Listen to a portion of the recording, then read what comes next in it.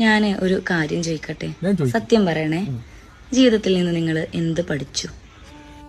നമ്മളിപ്പോ ഇങ്ങനെ ജീവിക്കാൻ തുടങ്ങിയിട്ടേ ഉള്ളൂ മോളെ.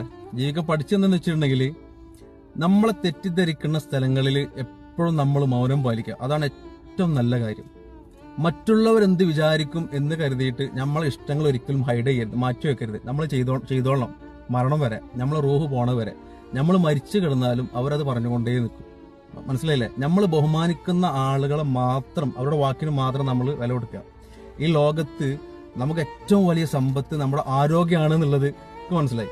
ഓക്കെ, ഇവിടെ ഭൂമിയിൽ ജീവിക്കാൻ അത്യാവശ്യം അറിവ്, വിദ്യാഭ്യാസം നിർബന്ധമാണ് അല്ലേ?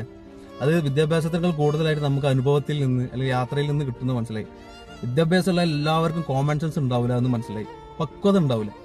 ഓക്കെ, ഈ നമ്മുടെ ലൈഫിൽ ഏറ്റവും പണത്തിന് നല്ല സ്വാധീനമാണെന്ന് മനസ്സിലായി. അതുകൊണ്ട് തന്നെ ദാനധർമ്മങ്ങളൊക്കെ ചെയ്യുമ്പോൾ കണ്ടറിഞ്ഞ് ചെയ്യുക.